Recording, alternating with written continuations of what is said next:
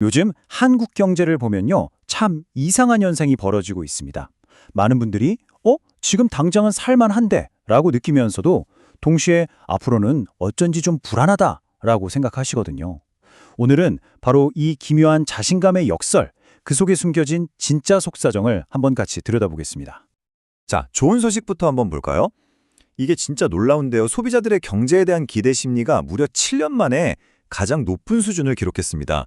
그러니까 사람들이 지금 당장 피부로 느끼는 체감 경기는 생각보다 괜찮다. 뭐 이런 얘기입니다. 근데 말이죠. 딱 여기까지가 좋은 소식이고요. 바로 여기서부터 분위기가 완전히 바뀝니다. 현재에 대한 낙관적인 분위기와는 정반대로 앞으로 경기가 어떨지를 물어보면 2달 연속으로 비관적인 전망이 늘고 있어요. 현재와 미래를 보는 시각이 이렇게까지 다르다니 뭔가 좀 이상하지 않으세요? 네, 바로 이 지점입니다. 이게 오늘 우리가 풀어야 할 수수께끼죠. 오늘 기분은 좋은데 왜 내일은 그렇게 걱정하는 걸까요? 지금부터 그 답을 한번 찾아보시죠. 우선 이 미스터리를 풀려면요. 사람들이 왜 지금은 괜찮다고 느끼는지 그 이유부터 알아봐야겠죠. 대체 무엇이 지금의 이 긍정적인 분위기를 만들고 있는 걸까요? 지금의 좋은 분위기는 사실 몇 가지의 단기적인 효과 덕분이라고 볼 수 있습니다. 우선 정부가 나눠준 소비 쿠폰 덕분에 사람들이 지갑을 좀 열었고요. 또 골치 아팠던 관세 문제도 일단락되면서 단기적인 불확실성이 좀 걷혔죠. 이러다 보니까 3분기 GDP 성장률 전망치라던가 당장 나오는 수출 실적 같은 숫자들도 제법 괜찮게 보이고 있는 겁니다. 그런데 중요한 건 이거예요. 이 좋은 분위기가 우리 경제의 기초 체력이 막 튼튼해져서 나타나는 현상이 아니라는 거죠. 말 그대로 일시적인 링커 효과 같은 거랄까요? 언제든 사라질 수 있는 그런 단기적인 효과에 기댄 걸 수 있다는 아주 강력한 신호입니다. 자, 그럼 이 겉으로 보이는 긍정적인 분위기, 그 밑에는 과연 어떤 모습이 숨어 있을까요? 지금부터는 사람들이 왜 미래를 불안해하는지, 그 진짜 이유, 그 그녀의 실체를 한번 들여다보겠습니다. 겉으로 드러나는 숫자랑은 다르게 사실 우리 각 가정의 속사정을 들여다보면 상황이 꽤 팍팍합니다. 앞으로 월급이 더 오를 거란 기대감, 또 좋은 일자리가 더 생길 거란 희망, 이런 것들이 전부 꺾이고 있다는 거죠. 한마디로 지금은 어찌어찌 버티지만 앞으로 내 지갑은 더 얇아질 거야 하는 아주 현실적인 공포감이 깊이 깔려 있다고 볼 수 있습니다. 그리고 이런 불안감은 사실 기업들도 똑같이 느끼고 있어요. 미래가 어떻게 될지 모르니까 선뜻 새로운 공장을 짓거나 기계를 사들이는 투자를 망설이는 거고요.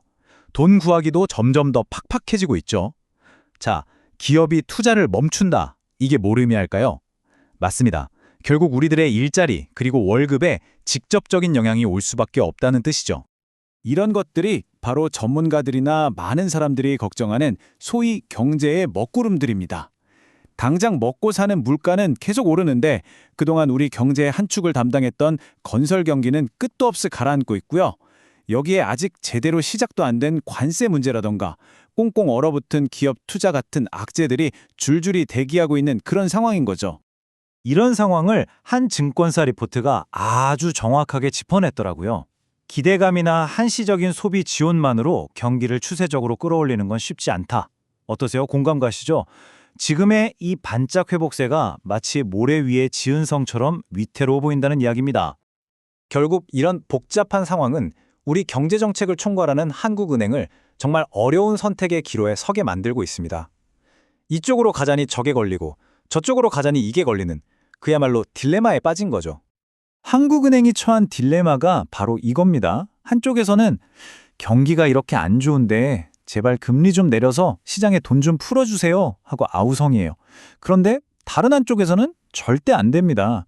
지금 금리 내렸다간 가뜩이나 불안한 부동산 시장에 기름을 붓는 격이고 감당 못할 가계부채 폭탄이 터질 수도 있어요 하고 막아서는 거죠. 경기를 살려야 하는 것과 금융 안정을 지켜야 하는 것, 이 두 가지 숙제를 동시에 풀어야 하는 아주 어려운 상황에 놓인 겁니다. 결국 이쪽이든 저쪽이든 어떤 선택을 하던 상당한 부작용을 감수해야 하는 상황인 거예요. 경제가 안 좋아지고 있다는 신호는 여기저기서 보이는데도 중앙은행이 섣불리 움직이지 못하고 계속 신중한 자세를 유지하는 이유가 바로 여기에 있는 겁니다. 자, 이제 흩어져 있던 조각들을 하나로 맞춰볼 시간입니다. 이 기묘한 자신감의 역설, 여기에 대한 최종 결론은 뭘까요? 그리고 우리는 앞으로 뭘 봐야 한국 경제의 진짜 방향을 짐작할 수 있을까요? 앞으로 몇 달 동안 우리 경제는 진짜 실력을 평가받는 4가지 큰 시험대에 오를 겁니다. 첫 번째 시험, 정부가 주던 용돈, 즉 소비 지원금이 딱 끊겼을 때 과연 우리 소비가 버텨낼 수 있을까?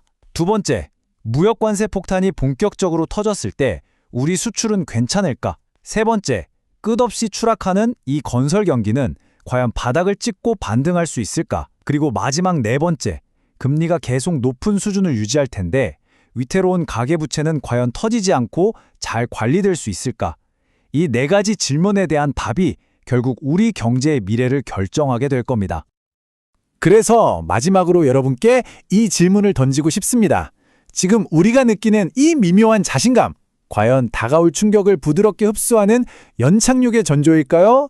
아니면 곧 닥쳐올 혹독한 현실을 애써 외면하게 만드는 마지막 착각일까요? 앞으로 발표될 여러 경제 데이터 속에 그 정답이 숨어 있을 겁니다.